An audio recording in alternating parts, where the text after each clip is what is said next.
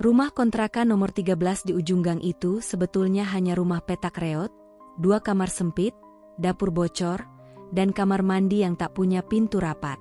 Tapi sejak Annie, perempuan lajang perantau, pindah ke sana 3 bulan lalu, gang itu mendadak jadi lebih sunyi dari kuburan. Orang-orang di sekitar cuma berani melirik sekilas jika melewati pagar kayu reotnya. Sebagian bilang Annie aneh, sebagian lagi berbisik, dia tidur tidak sendiri. Semua bermula di malam pertama Annie menempati kamar gelap berlantai semen kasar itu. Annie meletakkan kasur tipis bekas kos lamanya di sudut, dekat jendela berterali besi berkarat. Malam itu, hujan turun rintik, menetes lewat atap bocor tepat di ujung ranjang. Annie terlalu lelah menahannya. Tubuhnya remuk, pikirannya tergerus. Perempuan 26 tahun, terlempar jauh dari kampungnya demi mencari sesuap nasi di kota. Ia menghela napas panjang sebelum menutup mata, berharap sedikit mimpi indah singgah meski hanya sesaat. Namun, mimpi indah yang datang justru berbalik jadi isyarat buruk. Baru saja terlelap setengah jam, Annie terjaga oleh bau anyir yang ganjil. Bukan bau got, bukan bau tikus mati, tapi bau basah, seperti bau tanah kuburan setelah hujan semalaman. Ia pikir tetesan air hujan membasahi kasur, tapi begitu matanya terbuka, Annie melihat sosok. Di ujung ranjang, di tempat kasur agak kempes, seseorang duduk. Atau lebih tepatnya, sesuatu. Sosok itu pucat, atau putih kusam, seputih kain kafan yang menutup tubuhnya rapat. Kainnya kotor, penuh bercak tanah merah dan debu, kusut, terikat di atas kepala membentuk simpul longgar. Lehernya miring ke kiri, punggungnya membungkuk, kedua tangannya terjuntai kaku di samping lututnya. Ia duduk menghadap dinding, seolah malu bertemu tatap. Annie kaku di balik selimut tipis. Matanya membesar, napasnya tertahan di tenggorokan. Jantungnya berdegup, menampar rusuk seperti palu godam. Beberapa detik Annie membisu. Ia berharap itu hanya halusinasi, kelelahan menuntut tidur yang layak. Tapi bau tanah busuk itu terlalu nyata. Hidungnya penuh lumpur basah meski tak ada genangan di lantai. Ia mencoba memejam lagi, menahan napas, menutup wajah dengan punggung tangan. Tapi suara gesekan kain itu membuat bulu kuduknya mekar. Pocong itu, Annie tak lagi berani menyebutnya, sosok, bergerak pelan. Bahunya bergetar seperti tertawa tanpa suara. Annie ingin berteriak, tapi suaranya mati. Tenggorokan seperti disumpal tanah basah. Tangannya gemetar, menahan selimut erat-erat. Ia tak bisa lari, tak berani bangkit. Matanya hanya bisa berkedip cepat, menahan air mata yang merembes tak diundang. Jarum jam di dinding menunjukkan pukul 2:15. Detik merangkak lambat. Pocong itu tidak pergi. Ia tetap duduk, miring, terkadang tubuhnya condong sedikit seolah ingin rebah di ranjang. Dari celah kain kafannya, sepotong dagu busuk tampak menghitam, seakan membusuk setengah hidup. Bau anyir semakin tajam, menusuk ke ubun-ubun.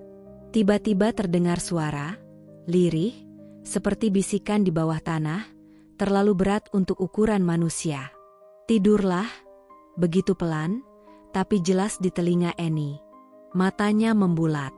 Air mata tumpah tanpa isak. Jantungnya serasa diremas.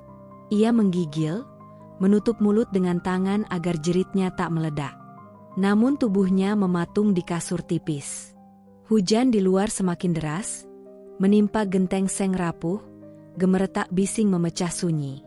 Detik itu, Annie sadar. Ini bukan mimpi. Ini bukan halusinasi. Pocong itu nyata. Duduk di ranjang, bersamanya. Berbagi alas tidur busuk, menempelkan bau mati di selalipatan selimut Annie. Menit berlalu seperti seabad. Tak ada yang bergerak kecuali detak hujan. Pocong hanya diam. Tapi Annie tahu, dari balik simpul kain di atas kepalanya, makhluk itu pasti menatapnya. Tatapan kosong, gelap, dingin, tatapan yang tidak mengenal hidup. Ayam jago di rumah tetangga, entah bagaimana berkokok lebih cepat pagi itu.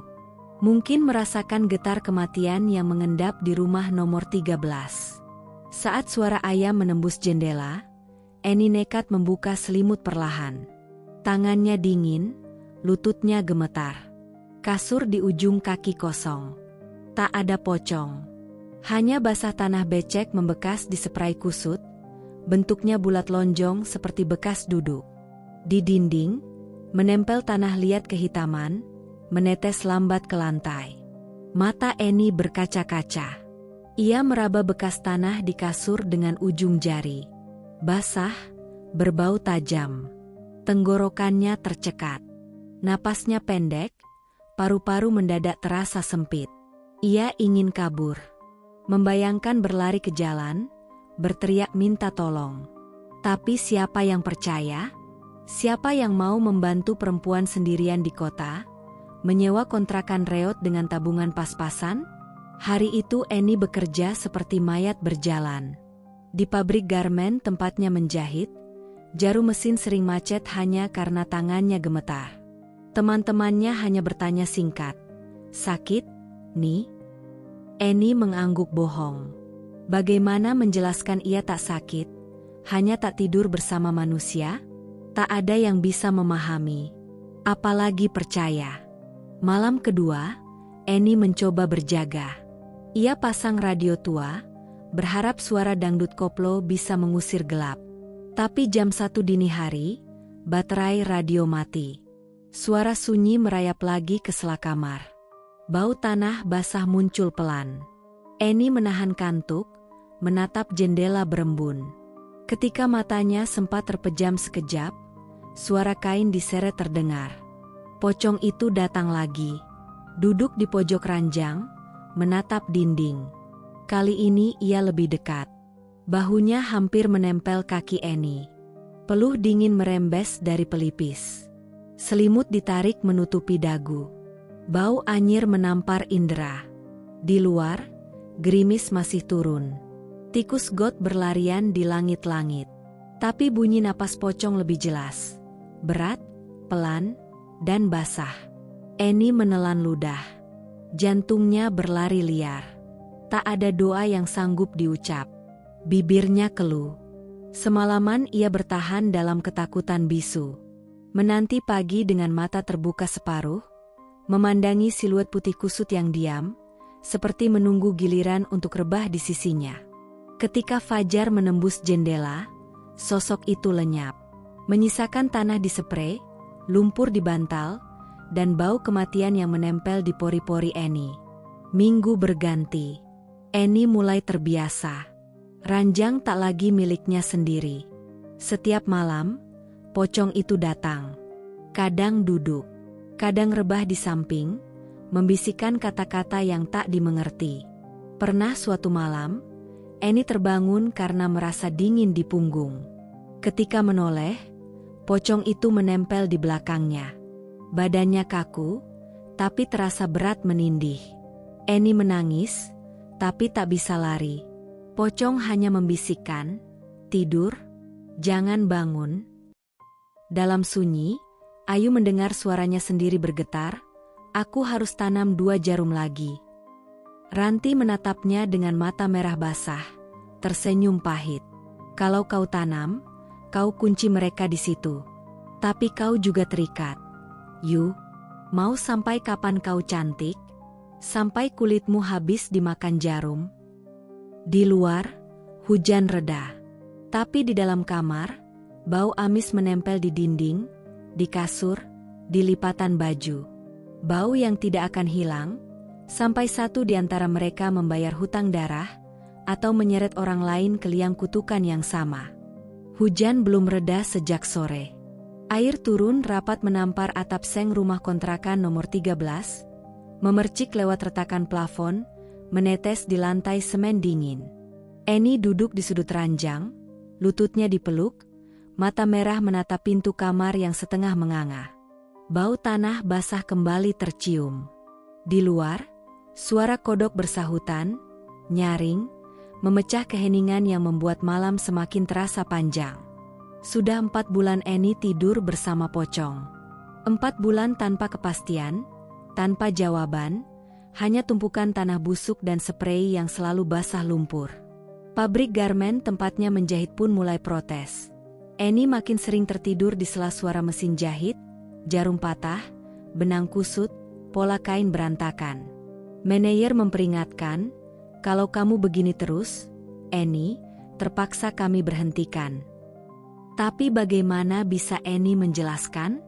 Ia hanya mengangguk, meminta maaf, lalu pulang ke kontrakan serupa liang sempit yang baunya menempel di lipatan bajunya. Malam itu Annie berniat melawan. Entah kenapa, tubuhnya memberontak. Ia tak mau lagi tunduk pada sosok kain kafan yang selalu datang mengendap. Sebuah pisau roti berkarat diletakkannya di bantal, tepat di sisi telinga. Logikanya sederhana. Kalau pocong muncul lagi, ia akan menusuk. Meski jari-jarinya gemetar hanya membayangkan kulit busuk yang pasti hancur disentuh logam. Jarum jam di dinding bergerak lambat. Angka 12:10. Annie mendengar detak jantungnya sendiri. Di luar, hujan mereda jadi rintik samar. Angin malam merayap lewat celah jendela, membawa bau tanah yang sudah ia kenal. Bau itu datang lebih cepat malam ini. Annie menahan napas, menatap ujung ranjang. Tak butuh lama, sesuatu bergeser di atas kasur. Busa tipisnya menekan ke bawah, seolah menampung beban. Pocong itu datang, duduk seperti biasa. Kepalanya miring, bahunya membungkuk, napasnya berat, suara napas busuknya membuat bulu tengkuk Annie menegang. Pisau di samping bantal dipeluk Annie dengan punggung tangan berkeringat. Ia merapal doa yang tak pernah hafal. Bibirnya bergetar. Tangannya menahan dingin besi. Tapi ketika matanya terbiasa menembus gelap, Annie melihat detail ganjil malam itu. Dari pinggang pocong, merambat seutas tali kumal, tali pocong yang biasa diikat di kepala atau kaki. Tapi tali itu menjulur panjang, menetes lumpur, merayap di kasur, melingkar mendekat ke arah perut Annie. Annie tersentak. Tubuhnya kaku. Tali itu bergerak pelan, seolah punya nyawa. Ujungnya menempel di ujung jari Annie yang memegang pisau. Begitu disentuh, besi berkarat itu jatuh ke lantai, beradu pelan. Jari Annie lunglai. Tali pocong terus merayap, naik ke pergelangan tangan. Dingin, basah, berbau kapur barus anyir. Annie ingin menepis, tapi tangannya seolah lumpuh. Ia hanya mampu menatap tali itu membelit erat pergelangan, menekan kulit hingga terasa nyeri. Pocong itu mendongak pelan. Untuk pertama kalinya, Annie menatap wajahnya jelas. Wajah busuk setengah pecah, rongga mata kosong, gigi hitam patah menonjol di sela bibir robek. Tak ada mata, tapi Annie merasa tatapannya menembus ubun-ubun. Lalu terdengar suara berat, dalam, bagai gemuruh di liang kubur, "Jangan lawan. Kau janji." 9 bulan. Annie berbisik parau, "Aku tidak pernah janji." Tali pocong merapat ke lehernya, menempel di kulit dingin basah. Pocong bergetar, napasnya meneteskan tanah dari sela ikatan kafan. 9 bulan. Kau dan aku. Suara itu menenggelamkan Annie ke dalam ketakutan purba. Tangannya berusaha meraih pisau, tapi tali lain muncul, melilit pergelangan kaki. Dalam hitungan detik, Annie tak bisa bergerak. Hanya dadanya yang naik turun, menahan jerit. Hujan di luar tiba-tiba berhenti total. Suara kodok sirna. Kontrakan nomor 13 tenggelam dalam sunyi menakutkan. Hanya suara detak jam tua yang mendominasi, seirama dengan jantung Annie yang seolah menunggu dirobek keluar. Pocong mendekat, membungkuk, kepalanya hampir menempel pipi Annie. Bau busuknya menusuk hidung, membuat perut mual. Dari celah bibir sobeknya, tak ada kata, hanya desis napas berat. Tapi di kepala Annie, suara itu tetap menggaung. "Tidur, aku menjaga." Tangis Annie pecah. Air matanya hangat, kontras dengan dingin tali pocong yang membeli tubuh. Ia mencoba meronta. Percuma. Pocong itu semakin dekat, kepalanya menempel dada Annie, mendengar detak jantung. Seolah mengukur. Seolah memastikan nyawa yang dipinjamnya masih utuh. Malam merangkak lambat. Di sela gemetar, Annie sempat melihat tali pocong meneteskan cairan lumpur ke spray. Warna coklat kemerahan, pekat, berbau amis. Bekas tetesan membentuk pola aneh, seperti lingkaran pusara. Annie pingsan sekejap, bangun lagi dalam rasa dingin menusuk tulang. Pocong sudah berdiri di sisi ranjang, kepalanya condong menatap. Tali di tangan Annie mengendur, tapi tak terlepas. Seolah jadi borgol tak kasat mata, menahan Annie agar tetap di ranjang. Annie ingin berteriak memanggil tetangga. Tapi siapa peduli? Siapa yang berani mengetuk pintu nomor 13 di tengah malam? Bapak kos pun pernah berkata, kalau takut, pergi. Kunci kau bawa, tapi jangan balik. Annie tahu, kemanapun ia lari, pocong akan datang menjemput. Detik berlalu. Nafasnya berembun. Kamar berbau busuk lumpur. Di luar, angin malam berdesir membawa isyarat kematian. Annie hanya bisa menatap langit-langit retak, mendengar pocong berbisik di kepala, jangan bangun. 9 bulan. 1 nyawa. Jam di dinding berdetak pelan. Tali pocong kembali merapat, kini menekan perut Annie. Ada rasa nyeri aneh, berdenyut halus, seperti ada sesuatu yang tumbuh di dalam. Annie membatu. Air matanya membasahi pipi. Pocong mendekat, menempelkan dahi busuknya ke perut Annie. Dari rongga mulut robeknya, keluar desis, janji pusara. Kau ibu, aku kubur. Annie ingin menjerit, tapi lidahnya keluh. Tubuhnya beku. Napasnya tersengal, matanya menatap pintu kamar. Hujan kembali turun, menimpa genteng seng dengan bunyi monoton. Di sela tetes air, Annie sadar, selama tali ini menjeratnya, ia tak akan bisa kabur. Tidur adalah penjara. Pocong adalah sipir. 9 bulan, hitungan mundur menuju liang yang sudah menunggu. Dan di malam ke-135, Annie menutup mata, membiarkan pocong rebah di sampingnya, tali pocong melilit pinggangnya erat. Di luar, hujan menulis nisan di atas genteng, menyiapkan pusara sunyi di balik ranjang yang membusuk perlahan. Annie terbangun oleh bunyi tikus got berlarian di atas plafon. Hujan sudah berhenti sejak sore, tapi bau tanah basah tetap bertahan di setiap sudut rumah kontrakan nomor 13. Matanya sayu, rambutnya lepek menempel di dahi berkeringat. Ia meraba perutnya yang kini mengeras, menonjol ganjil meski tak pernah ada benih tumbuh di sana secara wajar. Dokter pernah bilang tak ada apa-apa, hasil USG kosong. Tapi Annie tahu, dokter cuma membaca layar, tak bisa membaca sumpah malam. Lantai di bawah ranjangnya tergenang. Air merembes dari kamar mandi bocor, bercampur lumpur yang seolah tumbuh sendiri tiap malam. Bau kapur barus busuk menyesakkan dada. Annie bangkit setengah duduk, menarik nafas pendek. Di sisi ranjang, sosok pocong berdiri. Lebih dekat dari biasanya. Kain kafannya kini bertambah kotor, sobek di ujung, tali ikatan kepalanya merambat panjang, melilit kaki ranjang, membelit ujung jari Annie. Pocong mendongak perlahan. Lubang matanya hitam pekat, kosong, seolah memanggil Annie untuk rebah lebih dalam. Dari bibir robeknya, suara tak terucap keluar, hanya menggema di telinga Annie. 9 bulan. Kau tak sendiri. Annie menahan isak, menutup mulut. Rasanya paru-parunya penuh air kuburan. Tangannya meremas sprei kotor. Di pipinya, air mata menetes, bercampur bau busuk. Di luar jendela, angin malam membawa suara orang mengaji dari musala ujung gang. Tapi suara itu seperti terhalang dinding tanah, tak mampu masuk kamar ini. Malam itu, Annie mencoba bangkit. Kakinya gemetar, tapi ia paksakan turun dari ranjang. Air dingin menelan telapak kakinya. Setiap langkah meninggalkan jejak lumpur kehitaman.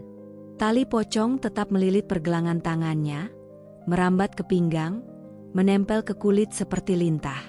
Pocong itu mengikuti, langkahnya tidak bersuara, seolah melayang setengah inci di atas genangan air. Annie menuju cermin kecil di dinding. Di sana, ia melihat dirinya, mata cekung, pipi tirus, perut buncit bagai ibu mengandung 7 bulan. Tapi tak ada kehidupan di sana, hanya denyut aneh, samar, seolah di balik kulitnya, tanah basah berputar mencari jalan keluar. Tangan Annie meraba pantulan perutnya. Di belakang pantulan, pocong berdiri. Di cermin, Annie melihat tali pocong menembus perutnya, mengikat janin gelap yang tak pernah diundang. Napasnya tercekat. Mulutnya bergetar, tapi kata-kata tak sempat lahir.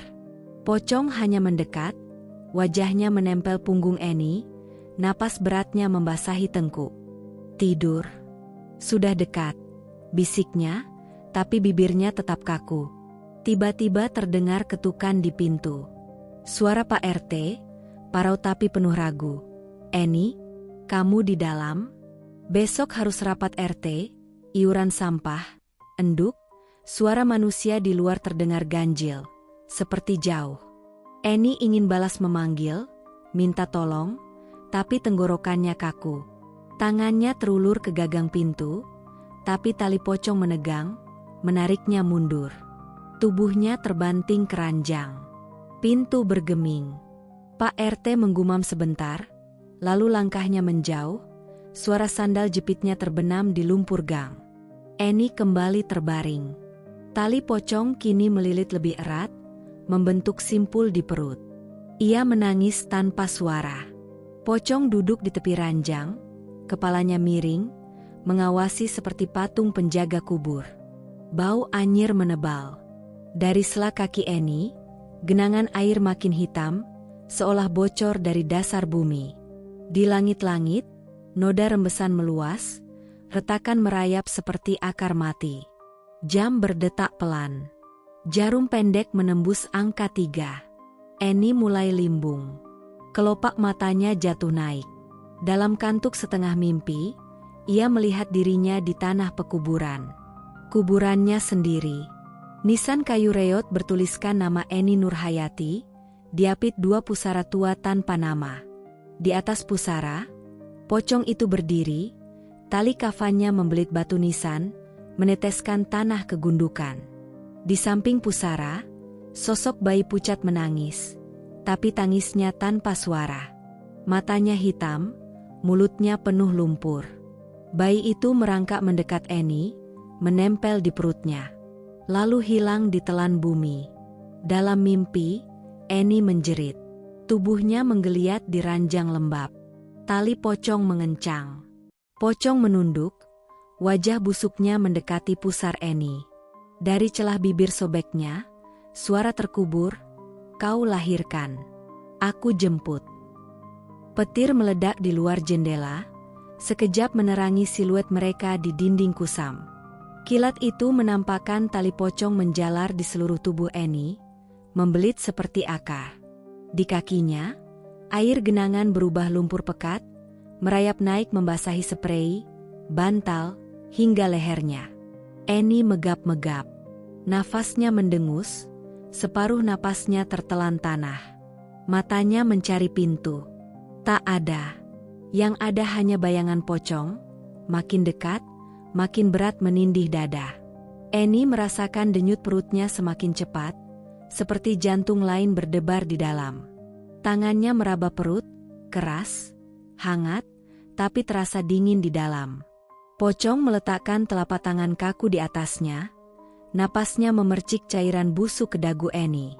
Sebentar lagi, gumamnya, meski bibir tetap mati. Dalam kabut sekarat, Annie ingat ibunya. Suara lembutnya membisik di telinga kecilnya waktu dulu. Kalau tidur, baca doa, enduk. Jangan lupa, tapi doa Annie macet di tenggorokan. Tali pocong menutup mulutnya.